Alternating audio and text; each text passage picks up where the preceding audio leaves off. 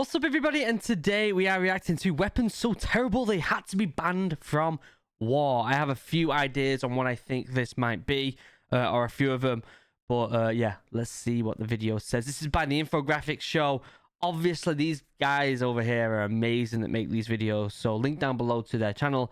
Go over there, like, subscribe, and all that good stuff. They totally deserve it. Their videos, they're genuinely fantastic every time. And the animations are... they're unrivaled. They really are. So definitely go and check out the video down below and give it a like and a share because they definitely deserve it. Before we get started though, big announcement: Original Adventures. Me and my family are converting a US school bus and traveling the United States. We're vlogging the whole thing. The channel's doing really well. The second channel is getting a ton of views, ton of subscribers, and the Instagram's doing really well. So link down below to the pair of them. Go and check them out. Support what is my wife's creation, really. My wife's making the videos. So yeah, it's a ton of fun. Definitely go check that out. But for now, let's shut up and let's react to weapons that are so terrible they had to be banned from war. Let's go.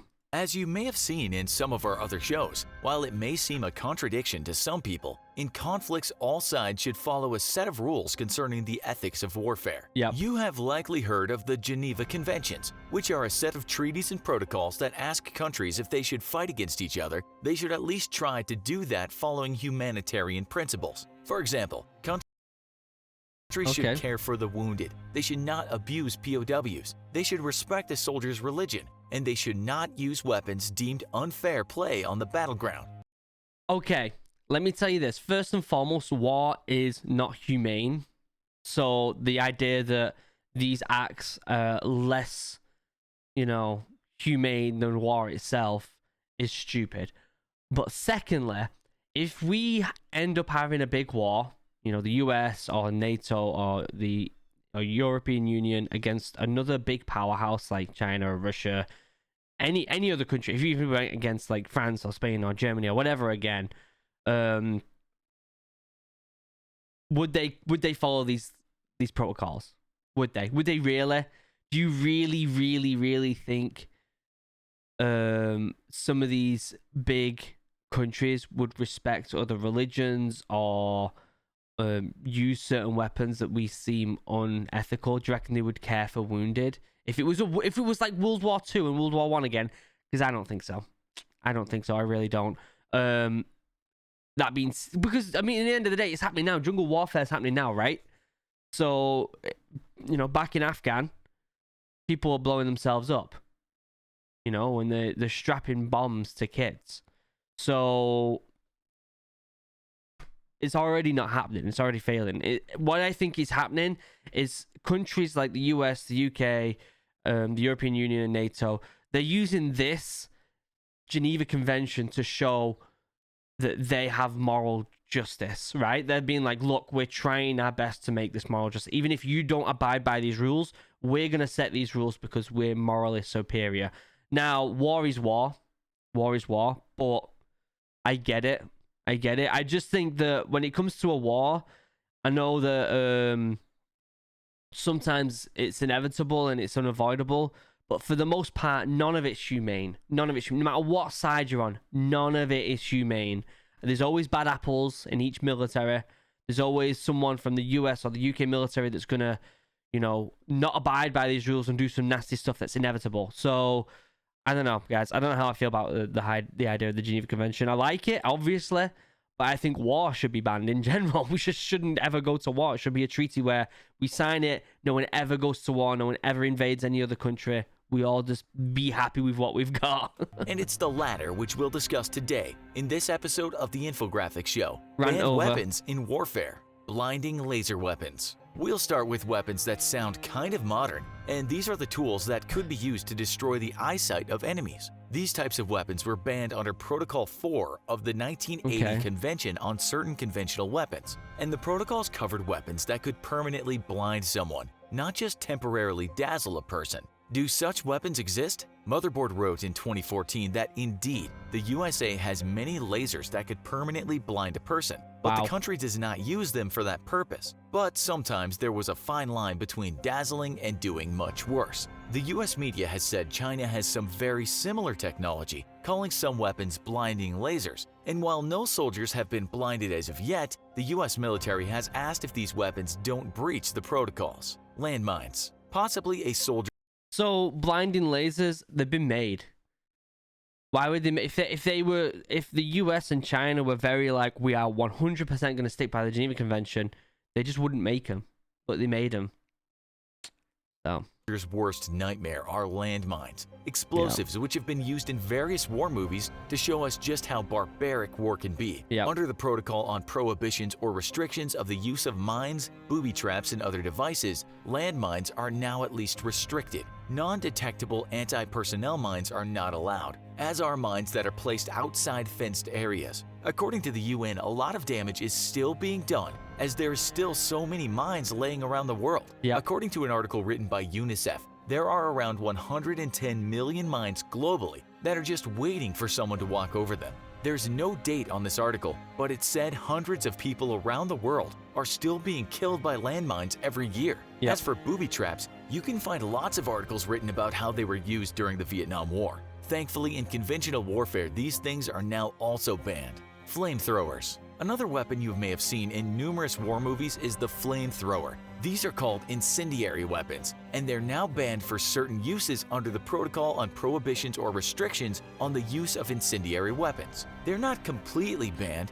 it just depends on what you intend to do with them. You cannot, for example, use them to destroy houses and the people inside the houses. You're not even supposed to use them to burn down forests or even bushes. You can, however, use them for clearing woodland if the land is thought to be hiding combatants or other things related to combat. Historians tell us that all sides during the two world wars were big on using these devices, mostly to do things like empty trenches and holes where soldiers might be hiding. The website The Balance tells us, during the Korean and Vietnam Wars, United States Marines also used flamethrowers. In those combat environments, flamethrowers were used to destroy forts, bunkers, and vehicles. They were also used to inflict psychological terror on enemy soldiers who were terrified of being burned alive. Not surprisingly, these weapons were very controversial, and in 1978, the US said, "Enough is enough, we're not using them again." The same goes for napalm. While it's not completely banned, it can't really be used in warfare to kill people.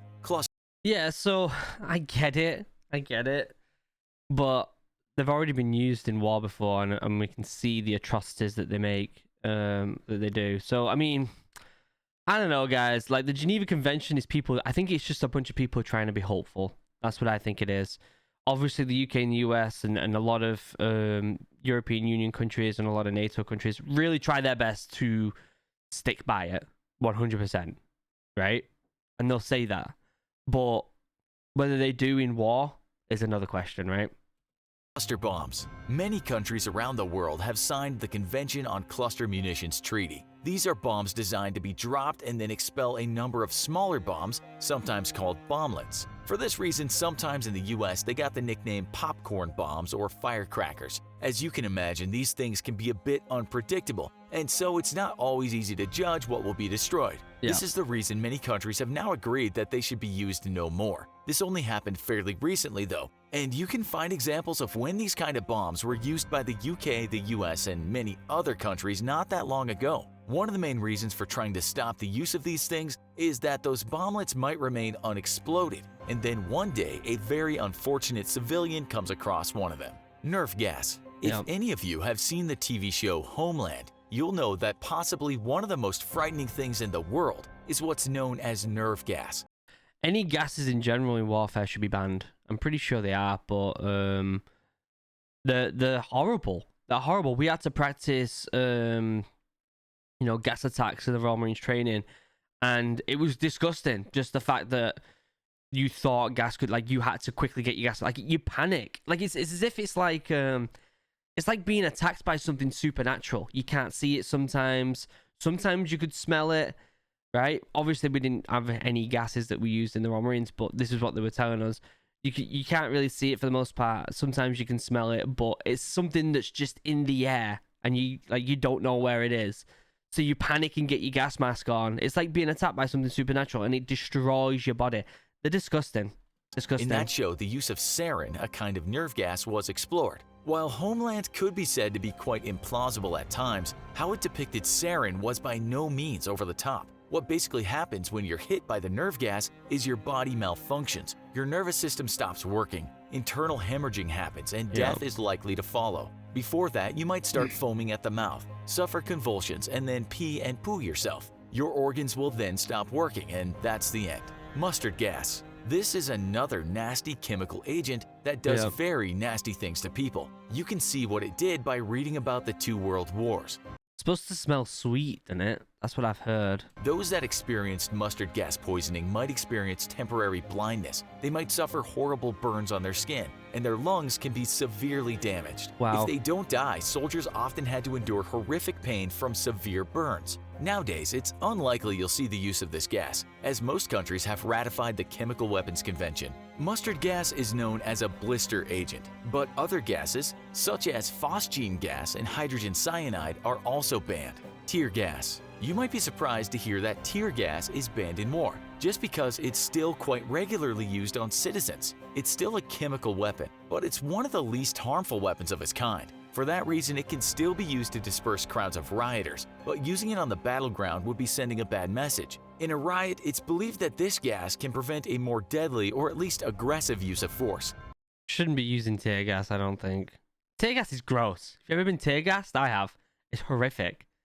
Absolutely horrific. That's why it's still being used today. Spike pit. It sounds like something John Rambo might come up with, but these pits were used in some conflicts until they were outlawed under the Convention on Certain Conventional Weapons, also known as punji sticks. They were basically a hole in the ground with some very sharp sticks. The hole was then covered with something so that anyone walking in its direction wouldn't notice anything. When it was stepped on, the soldier would fall into the pit and land on the spikes. This would cause severe pain, and it would be incredibly difficult to get out of this trap. It's also said that sometimes the spikes would be covered with poison or even human feces, so that infection would occur. The point would not be to kill someone, but to maim them and so slow down everyone else. Biological weapons. You may have seen in some of our other shows that militaries all over the world have spent a considerable amount of time trying to invest ways to spread disease among enemies, sometimes called germ warfare. We might look back to the 18th century, when the English military were busy trying to spread smallpox through some Native American societies. Which, if you think about it, is equally as disgusting as gas warfare, right?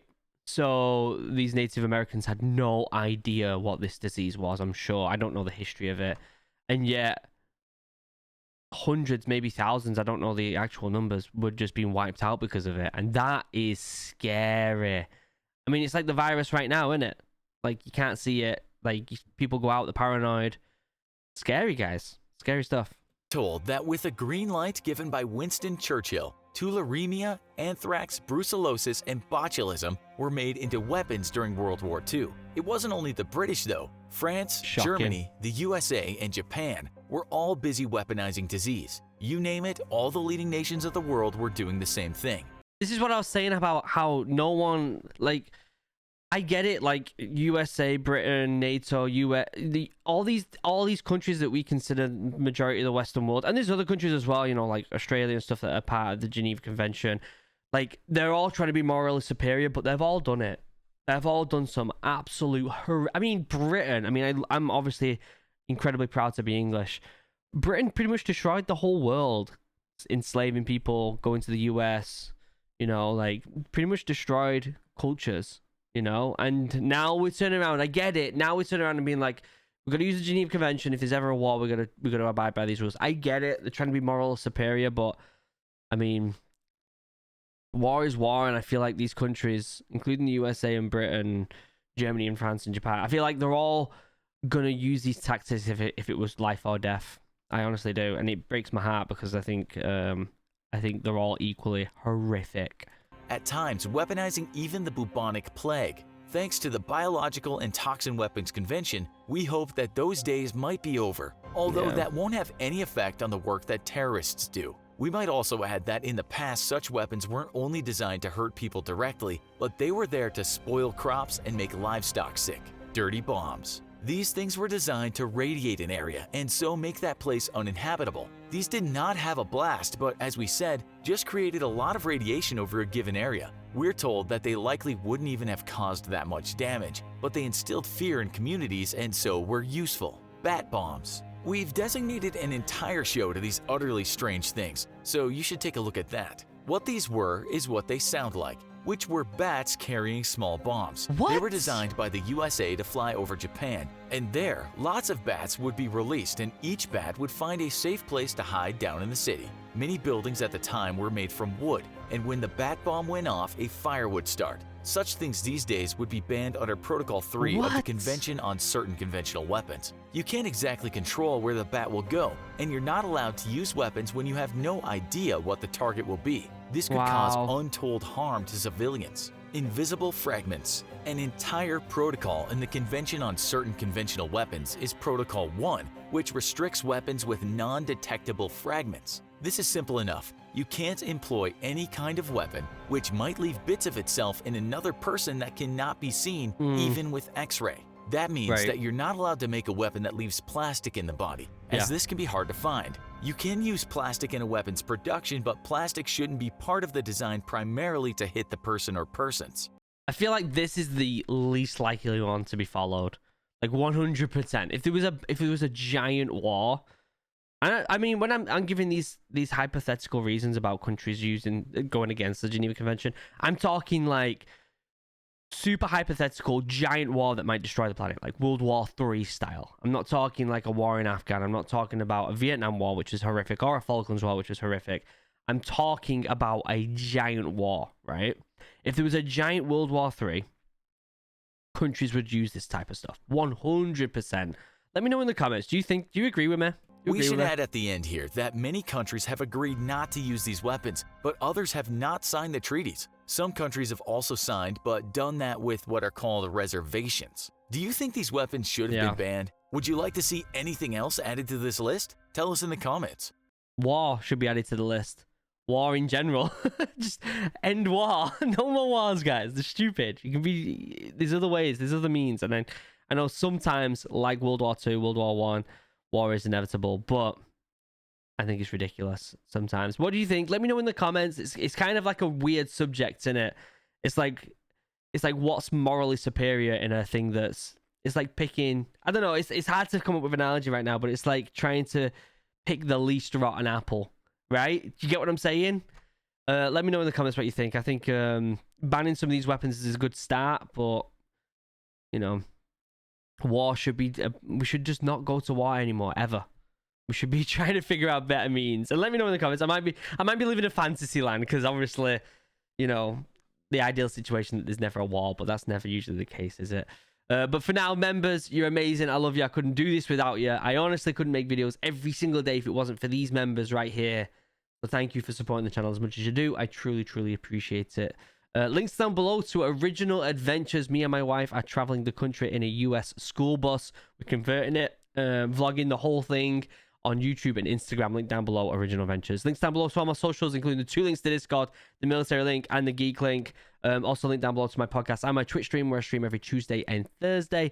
And also a link down below to my second channel, Original Human Geek, where we play D&D and a bunch of other fun stuff. Until next time, guys, I love you all. Have a wonderful day. Goodbye.